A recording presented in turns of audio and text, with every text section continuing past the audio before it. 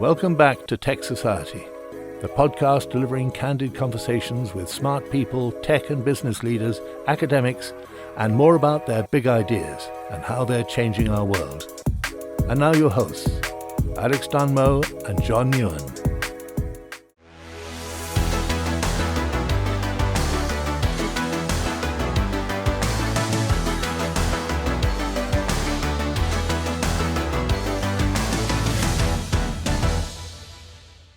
This episode is going to be purely focused on work-life balance and your experience over your careers. John and I won't be able to contribute a huge amount to this because we're still in that. Well, work is the balance. Work is life, yeah. So I guess we'll start with you, Michael. If you could just do a quick intro on who you are, the course of your career, and your experience with finding a work-life balance. Okay, well, Michael Malone, established INET straight out of university and continued there for 21 years, now doing a half a dozen or more non-executive director roles at a few mainly telecommunications media type companies around Australia. In terms of work-life balance for me, I never got the balance right. I believe I've been quoted at one point as saying this whole work-life balance thing is bullshit. And that was perhaps out of context at the time because I don't think you ever get it right. It's a matter of, what works today when you've got a child due tomorrow will not work necessarily when the company is in a trough and needs you all hands on decks and families there to step up behind. So I guess all I could say in my case is the balance for me was not in terms of my own ability to manage them, but the fortune I had in being able to lean on family and good friends when I needed them. All right. And so, who you are, where you've been, the course of your career, and your experience with work-life balance. So my name's Sue Findlay, and unlike Michael, I've job hopped.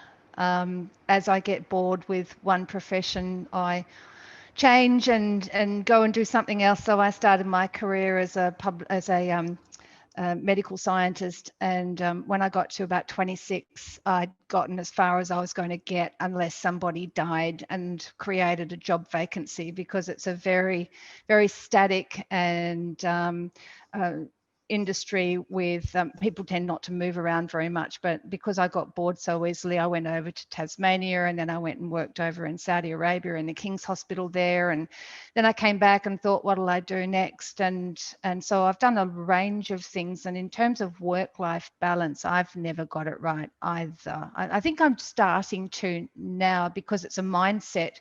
And I've always taken on too much. So I've always had multiple things going, which meant that when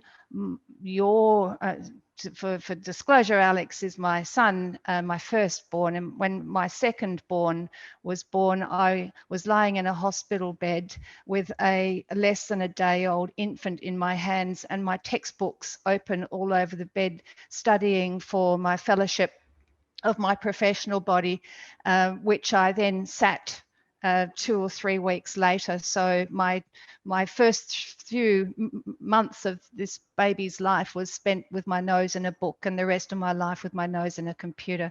So I have really struggled to get back out of work and focus on what really is important. All right, thank you. Mindset. And Trent, you want to give us your quick rundown? Yeah, hi everyone. My name's Trent Wheeler. Work-life balance, we'll have a bit of a discussion around that wording, because I think some of the key words there, are the crux of what we're going to talk about today. But my background, I've definitely had it off the rails and not had that balance at times. But I think today to talk about some of those considerations from the experiences that we've learnt will be really helpful and insightful for others, and to remind me as well. So I did, let's say, a decade of engineering and project management and business management in the resources and energy and minerals and power sector. And then I'd grown up around a kitchen table of public and private companies, and stepped out and started doing some own startups and technology commercialization, and then also started and exited out of those, and then built a junior public listed energy company with projects in Africa and Australia. So that was quite a journey in itself as well. And it's towards the tail end of that then really needing to readjust my priorities and focus led me down the path for the last few years, which has really been around board advisory, executive coaching, and helping people and companies grow, but particularly purpose-focused, and then having a tool set behind that. So, and there's various experience along the way that certainly impacted me through that recent period more. So. Michael, I've actually read in an article, I can't remember what the article was, but you had an epiphany on the top of a mountain. Can you talk to us a bit about that?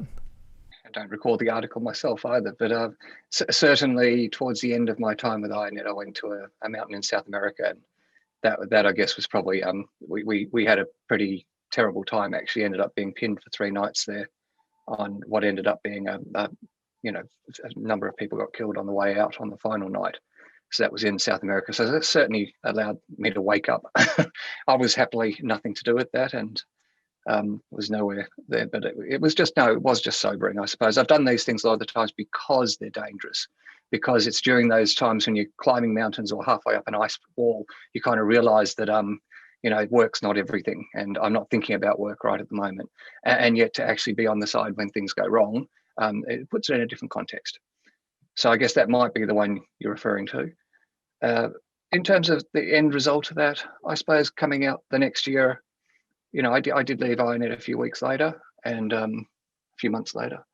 And since then I've tried to balance things, but just differently. I doubt you can't change yourself on an incident like that, despite any 85-minute Hollywood movie you watch, it rarely goes like that. So it's that evolution instead, and my own age as well as the expectations of my family, I think, that really shifted over the following years. I certainly didn't get it right in the first year. After leaving INET, I was terrified by the sight of an open calendar. It's like I remember, I'm serious. I remember looking at it there because I finished properly, as in not on the board, not in the office anymore. And then, this whole idea of what am I going to do now? And my answer to that, by the way, was not find a different way. I said, well, I'm going to fill it up. And so I decided to relocate over to Sydney for a time at least. And I didn't know anything really about startup community, but I foresaw that I'd end up as find a new idea to start up, become involved in a startup, or become a professional CEO again within a year. So my starting point was, well, I'm just going to say yes to anyone that asks for a coffee or has an idea, and just see what these things look like and what the status of the community is. And attending conferences, catching up with people. Basically, I was doing all the same stuff I would have done a month earlier without getting paid. And that was So the shift over the following years, I think, has been much more evolutionary and probably more down to my own failing body rather than my awakening mind. Sue, you've just moved to Kalbarri, so you've just done an actual sea change, just like the great TV show. But my understanding is that you're still working just as hard, just up in a country town. So can you talk to that? Yes. So because I have difficulty saying no to people asking me to do things, and everyone wants me to do stuff for them, but they don't want to pay me for it. So I found that I needed a complete break, a complete reframe of my life. And whenever my husband and I went somewhere nice, like we went to the Perhentian Islands one time, which is a small resort island off the coast of Malaysia up near the Thai border in the South China Sea. And I'm sitting there in absolute heaven on a stick, and there's God's paradise. And I'm thinking, wouldn't it be lovely to just escape it all and live here? But then the fear sets in. What will I do with my life? How will I fill my days? And more importantly, how will I make a living? And it wasn't until we came up to Kalbarri for a quick break, 3 days, Zoom up, stayed at Horrocks. My friend said, you got to get to Kalbarri. I drove into Kalbarri, another beautiful place, heaven on a stick again. And we locked into the same repeating pattern. Wouldn't it be lovely to live here? And then I thought, you know what? Why not? COVID-19 did the world a favor, or me a favor, but I think the world a favor because it taught us what was important, and the fact that we didn't have to lose communications and lose opportunities. They may be harder to execute, but we didn't have to lose them because we've got the NBN. Thank you, Michael. We, dug every hole myself. So. Yeah, but you played a role. But we have better comms here than I had in Perth. I have 100 megabits per second download, which, and I was struggling to get that in Perth, and that complete reframe of my life, like basically taking away my props to busyness, has now meant that we've made a conscious effort to set in new patterns and new habits. So the first thing we do in the morning is I don't fire up my computer. We go down the beach, or we go for a bushwalk, or we do something before the wind starts, and basically get in touch with nature. And because I don't have my stuff yet, I'm forced to work as little as possible because I'm on a little modem and I haven't got the NBN yet. So it's helping to change long ingrained habits of when I get home, some people turn the telly on, I go upstairs to my office and I sit down and I start to, piddle away at the computer doing something. As long as I'm busy at the computer, I was happy. And that's meant that taking such a sea change, I have to create new habits and hopefully help cure my workaholic nature. Trent, your sea change is actually coming back to Perth, right? Yeah, that's right. So I was travelling a lot, I guess, and really wanting to spend more time here in Perth with my family and helping the local community here and economy. So yeah, very much coming back to my roots as such. And then that plays out in different ways. But maybe coming back to the work-life balance for a minute too, it's interesting, that phrase, because to me, first of all, maybe the balance word, I think, rather than balance, where we're trying to find, that they balance and equal out. To me, it's not even that. It's harmony might be a better word for it, because as Michael said, sometimes, work is all encompassing and you need to focus on that, and that's a priority. And other times life or play can be as well. So to me, it ebbs and flows. So I think harmony but you need to be mindful of that. And sometimes you get caught up in the rat wheel too much, and need to pull yourself back out. I'd say harmony rather than balance, and then also that duality of work versus life. Why do they need to be opposing, forces? Good and evil. It's not. If you can find work. So what is work? Is it something that you find passion in, that you're enjoying, you're with good people, that you have, sustenance from, abundance and money so you can live happily? Or is it just where you've got to push yourself out of bed and go and, do what you've got to do as your job that day? So I'd even say if you can find, and this is where, my journey's been around, I help others with, is around how you transition or translate that work into something that is, you want to go to work. It's part of your day, it's part of your life, and so it's not work or play. They come together. So there's different ways to do that too. I tend to, I guess, having gone through that journey and like they've both talked about, that, a crisis, an existential crisis, whether it's a current pandemic, whether it's a heart attack or a family issue, etc. And I had some of those around me. Those really bring back to alignment. Why am I doing 100-hour weeks? What is this for? And what does the money bring you? So to me, an epiphany for me was around pleasure versus happiness or joy. Pleasure is a short-term. It's pleasure. I want money, and I want a lovely car, and I want a lovely house. You get some pleasure from that for a period, but how long? And then what are you looking for next?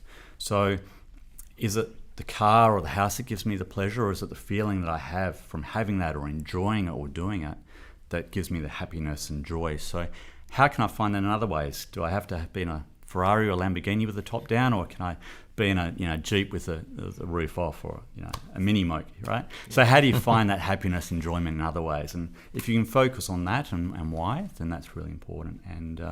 And for me, in terms of health crisis, so I was doing a roadshow, running around raising capital.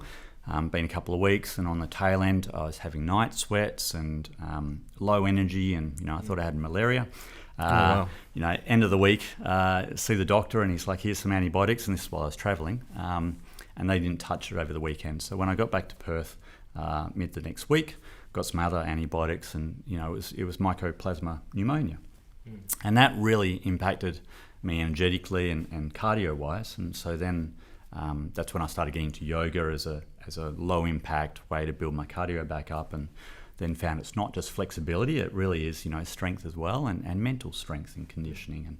And so I went down that journey. I'd already been meditating quite a bit as well, so that brought me a whole nother tool set. And touching base on there's a comment about, let's say, creating space. I think sometimes you just need to either pause the button and create some space, or pull back a bit to get some perspective, because when you're running rapidly down the valley and trying to get to wherever you're trying to get to, if you pull back up the hill a little bit and take the bigger perspective about, do I really need to be running down that valley, or is that important over there, or I'm going to go there and do that? So creating space for yourself in, let's say, a daily routine, where you're not just jumping onto the bandwagon of whatever action list you've got, and pulling back to what's my weekly, monthly and annual, and that's also then creating space to be with people as well. So for me, it came back to, what's my purpose? Why am I here on this planet? I don't know how many days I'm going to be alive. Don't want to have a heart attack, but you never know. So time is really the only resource we can't sort of get back. It's not about the money; that's an enabler. But the time that I've got to share with people is really the most critical thing. So being present in whatever you're doing, I think, and then also, the work-life balance. Where's that stress come from? Why do we need to stop work? And is it to really reduce the stress, and so we're not getting heart attacks? If that stress is self-imposed, how do we manage those expectations or stress we're putting on ourselves? And sometimes, that's by pulling back a little bit as well. I noticed you said yoga and meditation. Michael and Sue, do you practice yoga and meditation? Michael, was yoga something you maybe brought into IONET? Is that a part of your work-life balance, or? No, it's not. No. My exercise, which is all engaged around future hikes. Yep. And so, even if I can't hike at the moment, then I like to keep myself hike ready. That's cool. So it's just next mountain on the mind. So you prefer more active, engaging, outdoorsy? Yeah. I'm born from 200 generations of Irish potato farmers. So, my ideal exercise is, 16 hours a day of slog rather than explosive exercise. But again, I think it's whatever works for you, isn't it? It's finding whatever gets you into that flow state. To me, when you get absorbed by it, your mental release off other things, you might be really fully, like I fly as well, and when you're doing aerobatics, it's intense, you're fully focused, you're right there, but it lets everything else wash away, so you get a reset, right? So if you're hiking or jogging or swimming or whatever, you get into that flow state. And then when I think you understand the characteristics of that, then if you can translate that into your work modality as well, that works really well. So how's your work-life balance now, Michael, that you're out of IONET but still, filling up your calendar? I think it's for more, what is something that I feel meaningful about? There's always that party question, which I'm very sensitive about. People say, what do you do for a living? Or, what is it you do? And for me, that's a sense of identity. It always has been. I started working from when I was a kid, as 8. So, it's always been part of my life. And this whole idea of, being retired is terrifying, a long run. And I hope I never reach that point. I would like to touch on one point that we sort of went before, and it's a half-formed thought about the impact that our particular addiction has on the people around us. And it's for me, again, it's that transition point of stepping off, because, I didn't even notice how much support my family gave me throughout my career. And because what I was doing was so important, it was almost was certainly given without question, but it was accepted without notice. And I wonder then about, that's habit forming, for my family members as well. And I noticed, recently when I've been in Perth as well, things like my brother would be saying, oh, well, I can take care of that. Michael's very busy. And I'd be like, well, I'm just reading a book, mate. And it's at what point do family members get to realize as well that, these steps that we're making of trying to introduce time means that the load they've been carrying for decades can also be reduced as well. And in fact, you can put your hand up too and say, look, I need a bit of help.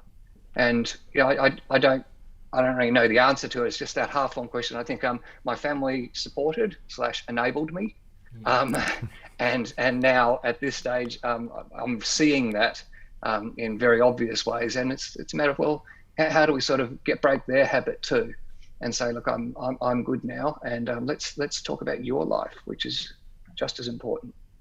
That's a really interesting point. I've just had a child. But also, congratulations. Thank you. Yeah, she's 4.5 months old, but that means my partner's off work, but she's still taking the entire brunt of that. And I work weekends and pull crazy hours, and I know she's picking up that load. But what was your experience with that when because all of you have had children, especially Sue, apparently. Actually, as a woman, that load would have been even heavier on your shoulders, Sue. What was your experience with early childhood of your children? How did you balance that effectively? Did your wealth at the time help that? So, yeah, what's your experience, and what's any advice for me? I think would be nice too. That's a very good question, and I did it very badly until my eldest son had been prattling away to me in the car one day, and then he stopped and he said, "Have I got your attention?" And I thought, oh my God. I was away in future worry, thinking about this and thinking about everything that I had to do, and that was a real wake up call for me, because to Trent's point about joy and being present, if there's some research that's been done into people who work hard, and there are workaholics, those people who feel compelled to work, and then there are those people who work long hours but feel less compelled. And the workaholic state is where you find work because you feel compelled to, and because it's replacing something else in your life, in your world. And if those people who feel compelled to work aren't connected to the work that they're doing, for example, they're not doing what they love, then anxiety sets in, and that's when it starts to be difficult for them and starts to impact their health. Or they may be unaware, they may be feeling compelled to work, and they may be connected to it, so their health doesn't get impacted, but the health of those around them and the health of their relationships get impacted instead. And my husband said to me at one point, he said, I don't mind not being first in your life. He said, but I don't like being last, because my work was everything, and everybody else were there to support Sue. And so to Michael's point, they're there because they love you, and they're there, or maybe they don't have a choice, but most of the time they're there because they love you and support you. And so long as you can find joy in that relationship, I think that's the hard thing, is connecting, being present, finding joy, and finding room for them in your life, as well as everything else that you need to take to tend to. So don't take them for granted, because one day they won't be there. And the true alcoholic may not even notice, because they are so caught up in that busyness, that doingness, the being busy of their life. And so my advice to you, Alex, is to, even diarize some time where everything else just gets mentally parked and you are 100% totally present. I'm actually quite lucky there, because my partner was a diary manager for a minister. So I gave her control of my calendar, and she just slots stuff in. It's been quite helpful.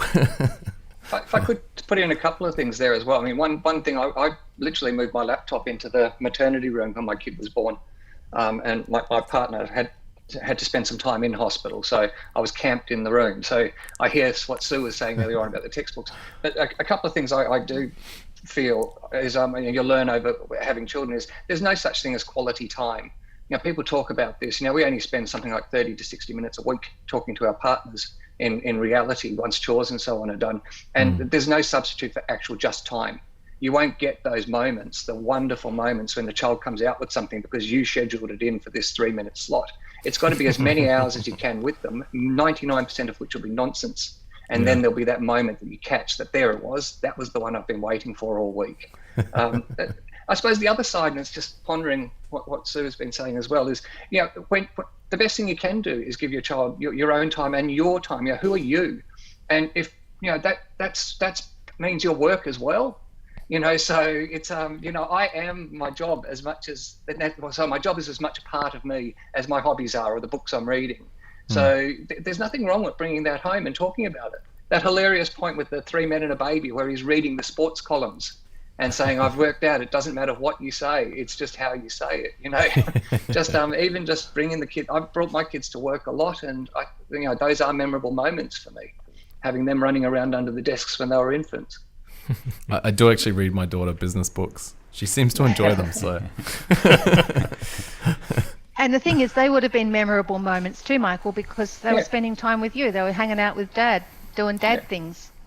Yeah, I hope so. Yeah, it's amazing what they pick up by osmosis before you even realise it too, because they are seeing how you behave and hearing and picking up on it, and even before they're speaking, you don't realise how much they've taken on board and grown as a person, and the days go past so quickly and they're on to the next stage before you realise it. So the time with them and spending that through their life as well as yours is so valuable, and that's where sometimes we get caught in this self-reinforcing loop of work and the importance of that. And that's important, but what are we really working for? Is it, it can't be just about the money. It can be for particular things you're trying to achieve or outcomes, particularly when they're purpose-driven. But what are your family and how valuable are they, and making sure you prioritise them and time with them, as well as if you are sharing what you're doing, not only you're helping have that time with them, build a relationship and help upskill them. What would you rather share with your children? Your joy in the work that you do, or your shame and guilt that you couldn't be with them? Let's show them why we do it. We do it all. So. And sometimes being an entrepreneur, recovering entrepreneur, you there's periods where you've got flexibility and there's periods where you've got no flexibility. And as long as you do prioritize it, so when you've got flexibility, you are making that time and having it with them and doing whatever. And I love running around with the kids in the car. That's some of the best time with them, because that's when you get to open up and talk and cover things off that you want. So take whatever you can with them. But I would also say whatever you do, we train them in a way unconsciously. They see what our patterns are and how we work. And so how I work now and how I share is quite different to what it would have been a decade or so ago, 2 decades ago. Try and model that behaviour with them and be cognizant of them coming along too. I went to a workshop one time. There's about 500 people in the room, and we did an activity where we had to write down our values, what we valued in our life. Now, just about everyone in the room put family down as number one. We had to prioritise them into five things that we've valued. People wrote things like fun and happiness and family and making money. All of those things got onto everyone's lists of 5, and we had to prioritize them as to which was the most important to the least important, and then share them with everybody. And then the next step of the exercise was a real eye-opener, because then we had to write down what percentage of an average week we would have spent on those things that we valued. And then there was a plenary session, and to a man, just about everyone said it was shocking that because most people put friends and family as number one, and then that turned out to be the one thing in their life that they actually spent the least percentage of their time engaged in intentionally. And so having your values, you got to live your values. Don't just write them down and or think this is what I value. I really value my family, and then don't be there for them when they need you. Don't be there for them, as Michael said, with time, because then you're not living your values. When you are there with them in time, it's really being there with them. And again, I'm saying being present with them. But, for me, one of the other big epiphanies for me was you're the only one that chooses how you feel. You choose how you react to something. The glass can be half full or half empty. You perceive through your biases and your beliefs and mindset, whether that's a positive or negative, or whether you treat it as neutral. So why I bring this up is if you can let things go and not get caught up in it being negative, then when you come back and spend time with your family, are you bringing home work? Are you bringing home stress? Are you carrying that into the household and your relationship and dialogue with them as well? Or can you either firewall it, put up some boundaries and firewall it, or be managing that stress in a different way and be okay with that, realizing it's not as significant, as it could be. And then you can have much more open, happy, loving dialogue and intimacy with, your family. I'll latch onto a comment Trent made earlier, because I often say the same thing: is the weeks turn into months, turn into years, turn into decades faster than you can imagine. Alex, that's the only thing. Every old person will tell you this, and it's just you can't believe it when you've got your first kid and you'll turn around and blink, and there's 1 year, there's 5 years, there's 10 years. And next year I'll attend that birthday. Next year I'll definitely come along to the graduation. You just don't believe how fast they accumulate. And a day, whatever you do in a day, that kind of reflects what you do in a week, which reflects what you do in a month, which reflects a year, and then a decade and a lifetime. So whatever you're doing in a day, really try and make that reflect what you want your life to look like as well. As I think, sorry, I can't recall who it was, Trent or Sue, doing it with purpose. Saying, look, seriously, sit down and say, what do I want to do in the next year, the next decade? Pin it up on a wall somewhere. It should be just as important to you as your business survival. Absolutely. And that purpose, are you, as I said, you've only got so many days on this world, let's say, having this experience. We don't know when that's going to end, so you want to make it count. Some of the things I've thought about are, when you've got that eulogy, when you've passed, who do you want gathered around you, and what do you want them to say about you and what you've done or you achieved? And not a legacy in terms of money or a statue, but what do you want your legacy to be around family or relationships or outcomes from your career? Or, as Michael said too, I couldn't stop working. I'll always be doing something to be active. But, if we use that example or thought experiment, if you had $1 billion, right, what would you do? So, you don't need to work. You've got resources to go and do whatever. You might travel and holiday and buy things and whatever for a while, but maybe after a year you're going, right, what am I going to do with this resource? How can I change the world? What do I want my life to be about? And that really can help you think about, what you want to do. And the hardest bit then, if you have long ingrained mindsets around your work and the time that you spend away from what you value, and if you have long-standing habits, this is what I was trying to say earlier, if you look at yourself and you go, well, I don't want that, I want to be something else, then you need to change your mindset that I'm not that I am this.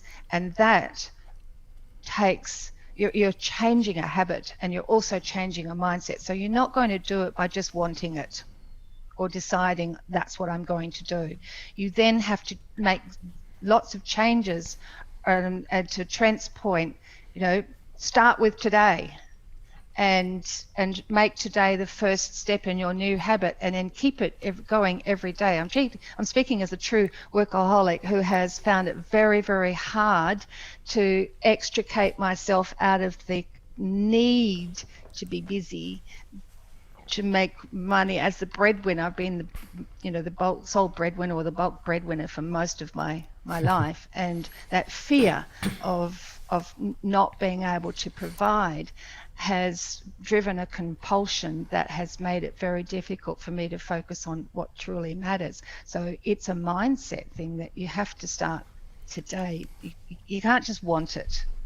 And it's not enough. That can be very confronting as well, because it's not it's not just changing habits, it's then looking at your underlying beliefs and why you think that and how that came about and who that came from and how that impacts on your current relationship and the consequences of making those changes too. And there's a lot of people, I mean, I've changed my career a few times now, but a lot of people are getting made redundant or fired, or, you know, so we've got typically so much self-worth, I think, tied up in what we do. You know, when you first meet people, what do they say? Oh, hi, you know, their name, and then what do you do? You know, so when that changes, or when you're trying to find it, it's a lot of your value that you're questioning there as well. Now, I've heard a few times, and Alex and I mentioned right at the beginning that we're still young and early in our lives. So I'm thinking now, there's a lot of people out there that would say that money is an obstacle to achieving true work-life balance, or you know, is to create true harmony.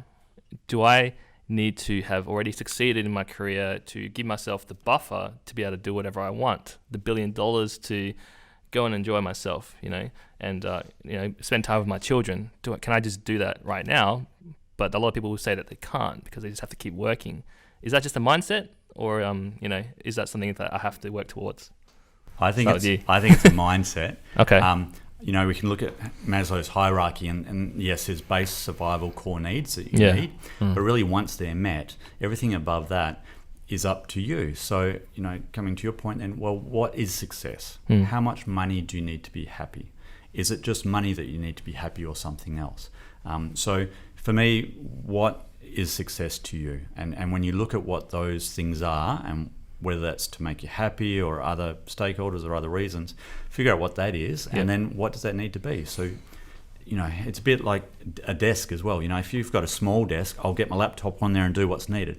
If I've got a really big desk, there'll be paperwork and books and other things on it. You know, it's going to take up the space. So how much money do you need to be happy? Is it 10,000 a year, 100,000, 100 million, you know, and you'll live accordingly in a way. So, and a lot of people with millions and millions of dollars aren't happy or healthy. So, have a look at what your success is to you. Change your expectations instead of your income. Yep. And then bang, you're successful. Then work up from there. I love that. But again, I would tend to say, do, you know, the same sort of exercise you would do at work, sitting down here and saying, look, what are we going to achieve over the next 6 months, 12 months, 5 years? What's our goals here? We should do them for ourselves, yes. I'd be really interested in saying, you know, if you went home and tried to do this with your partner in a really thoughtful, serious way, and, you know, you know, what is it that you want to do? What was the best thing that happened to you today? And, you know, what's holding you back from what you want to achieve over the next week, month, year? But in my case as well, probably one of the bigger drivers for me was my parents are now in their mid-70s. And that question, you know, I don't really know them very well. They've spent their lives trying to get me here. And remember, I started the company in their garage, and they provided me half the startup capital. And I don't know them very much. And you know what? When you're 75, however you cut it, there aren't that many years left. And I know very little about their lives, how they met. I know they met at a dance, but I've never talked to them about that dance. Yeah. So why not try and think about those things as well, and you know, and do it genuinely, not just a matter of, oh, I've got 3 minutes, let's find out what Mum wants to do, because the answer will be the same as it's been for the last 50 years. It's a really great point. It's a really great point you made about, it's like doing a business plan but personal, and I don't think anyone that I know would do something like that. Personal life. It's such a left field thing for most people. One thing I did do to make sure that my daughter knows who I am and my partner is, I set her up a Gmail account. And anytime I have a thought or I experience something with her, I send her a quick email and like send photos to her and send voice notes and stuff. What a great idea. Yeah. Do you schedule it for later as well? It's just whenever I have the impulse. Like if she does something really cute and I capture it on video, I like flick it to her and I'm like, you know, this happened at this time and this is what was going on. It's like a diary that she will read one day. So she'll inherit the account and there'll be all these memories there. It's like a shortcut to... It's a time capsule, basically. Yeah.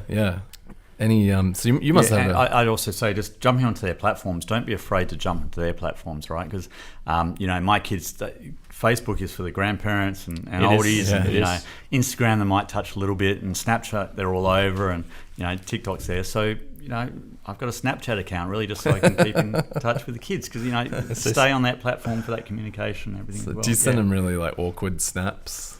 Mate, what I think is awkward snaps is not awkward snaps compared to them. So it's amazing what goes around on there. And we won't touch on TikTok. Yeah. The other thing too, I guess, coming back to Michael's point, is you. We don't know what we don't know. So I think there's different seasons maybe in life as well as your career, as well as the year. And some of these points where you hit particular crises or things that happen around you that make you then reflect and want to go and have that time with people and realize that you need to be able to make that space. So stuff, but you can't hear it ahead of time. I probably got told stuff before I had kids that went over my head, and then I had kids, and then I'm telling other people, and it's going over their head, and then they have kids, and they're going, "Did you know about this?" And I'm going, "Yeah, we told you about that." So sometimes you just got to find it for yourself along the journey. Yes, people used to say to me, to Michael's point, enjoy your kids because they grow up so quickly. And there I was at 25, thinking, my God, that's 25 years from now is such a long time. But looking back, and everyone says this, you've heard it earlier, it is such a it's such a quick time, and your years go by faster the older you get as well. I'm sure that's just relative, but it's not until you get to my age where I think I've started to look at it and go, actually, you know what, I don't have a lot of time left, and I wish I'd done all these things. And before, I wish I'd been brave enough to. I wish that I had gotten over the fear of doing something different and outside of my comfort zone, because one day you look back and you go, there's more miles behind me than there is ahead of me, and that window is starting to slide shut. So if you want to do something, do it now. Yeah, I was going to say I had sort of a realization when I left to do my first sort of startup. So stepping out of a good role. My daughter was going to be born in a couple of months' time. So I remember painting rooms in the heat of summer, listening to Jim Collins' Good to Great, with this vision of what I was going to do and how and all the rest of it, sort of taking that time to create that vision. But what I realized was, in talking with some of the old heads around me, they're like, they're upset I was leaving, but they were really pleased because, they were like, their regrets came out that they hadn't done stuff when they were younger and taken risks. And so I think take those risks earlier on. Like, you need to build your experience, but taking those risks early is good. But I was going to say, it's always the right time, right? Because we want to do this. We can't do it now because of this, or I'll do it then, or I'll wait till I've got that. It's never the right time. And because it's never the right time, it's always the right time. Just go and do it and deal with it. Yep. It's like having kids. Actually, There's a never the right time. billion great business ideas out there, right? And then for my kids too, part of me coming back was really reflecting on all these lessons I've had. I don't want my kids to have to relearn this. What can I pass on to them and the community around me of these hard lessons that I've learnt and others have learnt around us too. So that reflection on that, then how do you pass that on to the kids is really important. One of the tools I'm using for that is the Ikigai, which is sort of there's a few adaptations of it, but really looking at the intersecting circles of what is your passion and what is your skill set and what does the world need and what will the world pay for, because I can have a hobby and I love doing it, and I could have a passion around that, but that doesn't mean I'm going to get paid for it or do it very well. So but if you're going and doing something that's a vocation and you're getting up pushing yourself out of bed but not enjoying it, we spend a third of our day, 8 hours let's say sleeping, let's say 8 hours working, tends to be a bit more, and then the rest of it's divvied up with chores and all the rest of it, and a little bit of playtime. That 8 hours a day you're spending with people you work with, you want that to be really special as well, and as rewarding as you can. So how do you find that fit between your passion, skills, vocation, and what you're paid for? And if you can find the intersection of those four, I think it's really the best place to be operating from. Another local entrepreneur with an incredible human being, actually, Professor Bruce Robinson. He's written a book called Fathering in the Fast Lane.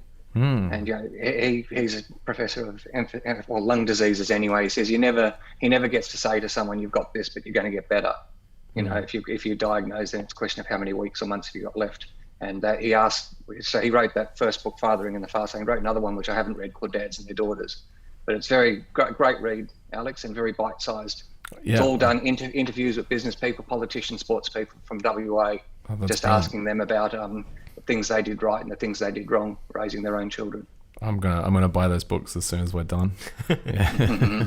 And I think, like most things you're trying to resolve, the first bit is just identifying. So the fact that you guys are here asking these questions, making some time to consider it and reflect on it, is the first step to identify it, and then look at how you're going to address it, and then manage it with, from there. Yeah, I think it's great. Well, it's been a challenge being a new dad, especially so I work all this time, and then I give my partner a break, and then recently I thought to myself, well, I actually haven't had a break. But then I'm like, but if I had a break, I would work. So The common trap. Yeah, like I wouldn't play video games. I would just jump back into work. So that's my work-life balance. That can be a little bit of a self-reinforcing habit from my experience. When you're so used to that, you're running at 130% and you pull back, and now I'm at 110%. I'm so laid back. And it's all good. Got all this time on my hands. Hang on a minute, give it a little bit longer. Well, I just love work. And the cool stuff John and I do, there's always like 20% that we don't get time to do. That's actually fun. The fun stuff. So when I'm on a break, I'm working on the fun stuff. So which still work, but it's fun. So that's my work-life balance. There's work I have to do, there's life I want to do, and then there's work I enjoy doing.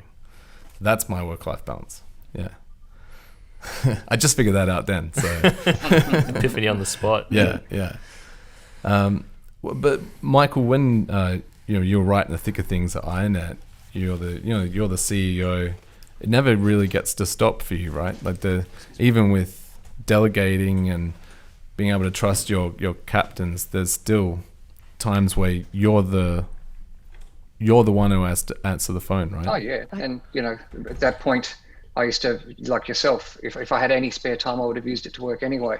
I mean, I checked my emails going to the toilet in the middle of the night, and if a customer had emailed, you responded.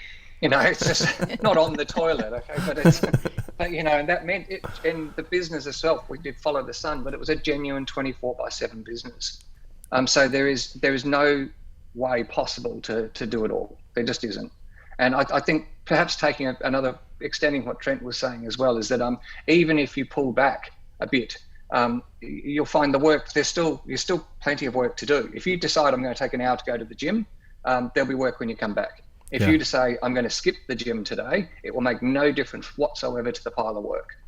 So there has to be those things are personal choices. No one can tell you this. No one can make I didn't go to the gym a single time when I was at IronNet. So I'm very much being a hypocrite here, but it's but you somehow got to find that time. For me, that was scheduling hikes, and I always had the next one scheduled before I finished the current one, which means by the time I get back, I might be straight back into work again. And I don't sleep much, which is a virtue and a problem. But it means I was always at the back of my mind was I'm still looking forward to 7 months from now I'm going to Argentina, or I'm going to Russia, or whatever. But it's out there. And it's become the thing that's keeping me going with the 18-hour days. I'm glad you brought up sleep, because that was where I was going to go next. So sleep, I only sleep 5 to 6 hours a night, and it's not because I have a newborn. She's fantastic. She sleeps through the night. We are entirely blessed. But I'll wake up. I don't ever set an alarm. I've never set an alarm for like 10 years. But I'll wake up at 5, 6 a.m. and boom, like I'm awake. I've got so many ideas and thoughts, and I'm just running with it. I can fall asleep perfectly. So, but everyone tells me I need to get 8 hours sleep, right? I've never been able to sleep 8 hours in my life.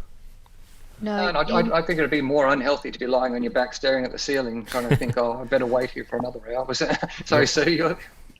Yeah, you need around an hour or so of the deep sleep every night, because that's when your brain repairs itself. And the research has shown that people who don't get that deep sleep develop dementia eventually, because their brain doesn't get a chance to repair itself and to get rid of the tau protein buildup. So there is a very strong causal link between not enough quality sleep as opposed to not enough sleep all up. I'm a recent convert onto one of those things as well, Josh. I think and that's certainly for me and my partner, that's been interesting to compare the two. When I do go to sleep, I'm straight into deep sleep, and that's it, and then by the time I wake up later on, I've had my hour, even if I haven't had much sleep. Whereas I've got to say, more normal is to dip in and dip out and then pick up that sleep throughout the night. So anyway, so dribbling a bit, but I agree with you. I think one of the advantages I've had is I go straight into deep sleep, get my best sleep at the beginning of my night, and then the rest is bonus. It's nice to be able to control your sleep like that. My question is, after your sea change, does your sleep get better, or does it, is it just a frame of mind thing? What do you think, Michael? For me, I don't think it's had any particular impact on me. That's my cycle. So I love the idea of what Alex was saying. I like to wake up excited. Again, one of the happy things I could say about my 20 plus years at IronEd is I could not wait to get to my desk, and that's pretty special. And that's not just a line, but that was the thing that I was so excited to go. And it wasn't just about the job; it was about everything about the way it all came together for me. So it never felt like having to run there. And for the most part, life's still like that. The reason I get out of bed in the morning is because I'm like, oh yeah, I've got to do that and that and that, and I'm excited about it. And if you don't have at least something like that, then find it. Yeah. What about business stress keeping you awake at night? Has that ever been a problem?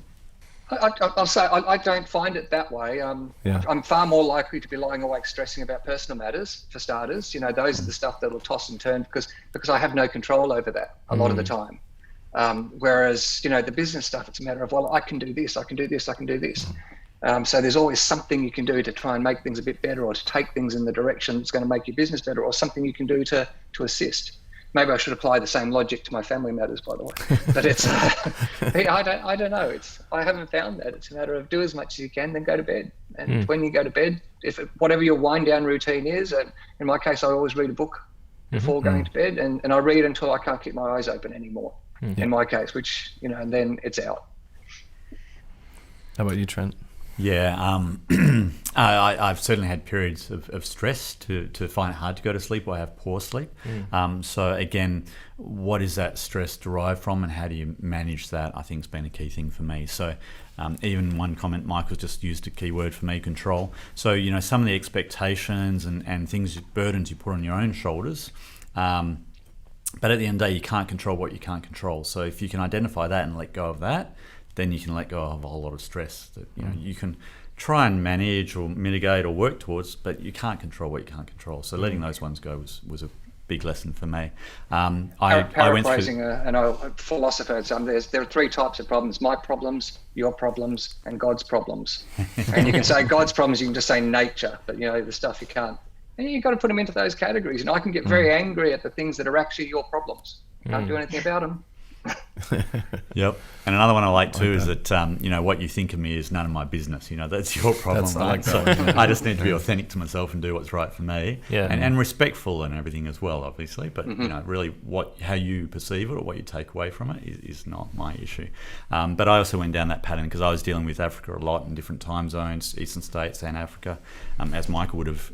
But for me, getting off the computer at midnight or 1 a.m. sort of there locally in a day didn't really work after a couple of years. So then it was back to shutting off the computer at a decent hour, having that sunset, reading before going to bed was a wonderful way to slow the mind down and get a better sleep.